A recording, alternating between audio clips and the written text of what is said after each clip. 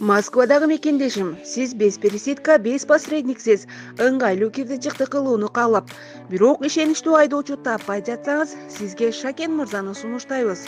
Күн сайын метро проспект Мирадан жолго чыгып атат.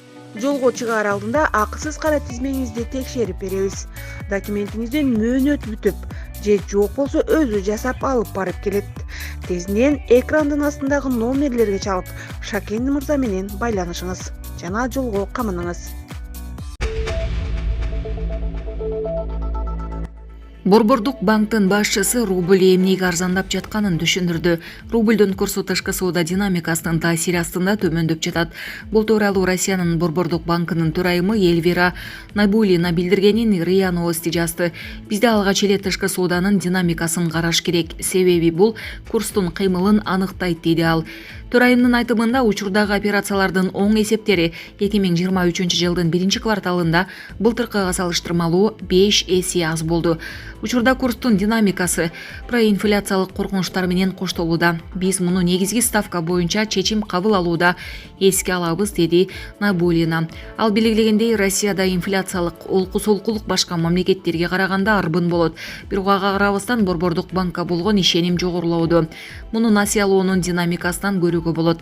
Биз каражат кредиттик саясат, инфляция таргети жана калкыма курс режими тынч заманда дагы, курч мезгилдерде дагы, азыр баштан кечирип жаткан структуралык трансформация учурунда дагы өзүнүн эффективдүүлүгүн көрсөттү деген тыянакка келип жатабыз, деди ал. Бейшемби күнү Москва биржасында евронун курсу 101 рубльга, доллар 93 рубльга жеткен. Эки валюта тең 2022 жылдын март айынан бери алгачкы ирет ушул деңгээлге чыгып жатат. Булак Спутник эже. Беларус өзөктүк куралды кандай шартта колдоноорун айтты. Беларустун куралдуу күчтөрүнүн башкы штабынын башчысынын орун басары Андрей Богодел Минск өлкөгө басып кирген учурда тактикалык өзөктүк куралды колдонушу мүмкүн экенин билдирди. Бул тууралуу Интерфакс кабарлады. Анын айтымында тактикалык өзөктүк курал Беларустун аймагында батыштык коңшулардын табитин ооздуктоо үчүн пайда болот. Богоделдин ишениминде өзөктүк куралды жайгаштыруу күчү жагынан Беларустун ресурстарына окшош топ түзүлсө, жооп кайтарууга мүмкүнчүлүк берет. Ошондой эле ал ядролук курал эл бар пункттарга эмес, аскерлердин группировкаларына жана командалык пункттарга гана каршы агрессор өлкө башка өлкөнүн территориясына басып кирген учурда гана колдонула тургандыгын баса белгилешти.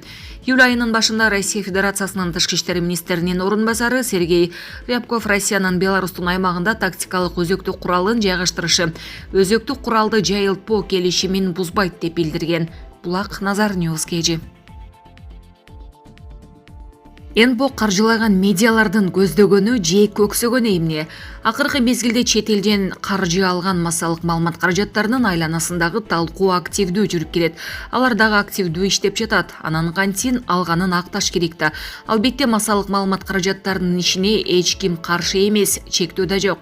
Мыйзам барына тегиз карайт, а четтен каржы алган ММКлар бардык маселеге тегиз бейтарап карайбы?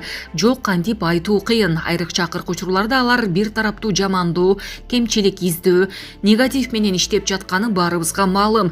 Көзү сокур адам да көрүп турат го, дейм, негатив менен бир тараптуу маалыматтык чабуул болуп жатканын. Турмушта жакшы менен жаман жанаша жүрөт.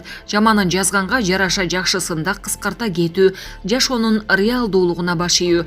Анпей же анки келбей эле жалаң жаманын издеп, ак баракты көрбөй, андагы чекит кара экен дей берген кантип болсун. Кудайга деле жакпаган иш бул. Соңку жылдары мамлекет бир нерсеге бел байлап, билектирөө иш баштаса эле, андан кемчилик издеп катасын тапканга шашылып, аны коомго айда ашкерелеп жатып калышат.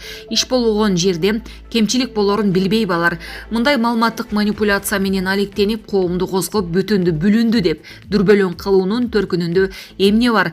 Мындай кадам менен алардын табар пайдасы, жетер олжосу эмне? Бейөкмөт деген тоонду жамынып, маалыматтык майданда жүргөн жоокерлердин кожоюндары ким? Куурчак башкарган сымал сыртта туруп алып, ичибизге бүлүк салып жаткан жокпу? Бүгүнкү глобалдашкан дүйнөдө сырткы күчтөрдүн таасири кандай абалга алып келерин Украина, Сирия, Ирак, Афганстандын мисалында көрүп жатабыз го. Кыргызда жакшы кеп бар, эсиң барда этегиңди жый дейт. Биз жана келечек үчүн мамлекеттин бүтүндүгү менен өнүгүүсү маанилүү. Уйдун бөйрөгүндөй болуп бириндей бербей, алакандай элдин бир муштумга түйүлө турган учуру келди. Жакшы айлык менен убактылуу жан багуу улуттун коопсуздугунан эч качан бийик турбашы керек. Маалыматтык коопсуздук, улуттук коопсуздук. Булак Назар Ньюс KG. Туркиялык жаран таш ыргытып имаратты кулатып алды. Туркияда жарандын көп кабаттуу имаратка таш ыргытуусунан кийин имарат кулап калды. Бул тууралуу аталган өлкөнүн жергиликтүү басылмалары жазып чыгышты. Маалыматка караганда окуя 5-июлда Малатиядагы Аккент районунда болгон. Анда белгисиз жаран Кахраман-Мараш аймагындагы жер титирөөдөн жабыркаган 7 кабаттуу имаратка таш ыргыткан, андан соң имарат урап калган. Ал эми окуяга күбө болгондор видеого тартып интернетке таратып жиберген. Булак Супер KG. Беларусь өлкөсүнүн президенти Александр Лукашенко Вагнер жеке менчик компаниясынын ээси Пригожиндин Орусияда экенин билдирди. Бул тууралуу Лукашенко бүгүн журналисттер менен болгон жолугушуусунда айтты. Ал белгилегендей, Пригожин учурда Санкт-Петербург шаарында. Бул орусиялык компания, ошондуктан суроо мага берилбеши керек. Менин билишимче, Вагнердин аскерлери өздөрүнүн лагеринде. Ал эми Пригожин боюнча айтсам, ал Питерде, Беларусь өлкөсүнүн аймагында, ал жок деп билдирди Лукашенко. Ошондой эле Беларусь лидери Вагнер аскерлери Беларуска алып келүү Орусиянын бийлигинен көз каранды экенин жана Вагнердин Беларуска каршы курал колдонуусуна себеп жоктугун айтты. Белгилей кетсек, Вагнер жеке менчик аскердик компаниясы тарабынан уюштурулган Орусиядагы козголоң Лукашенконун сүйлөшүүлөрүнүн натыйжасында токтотулган.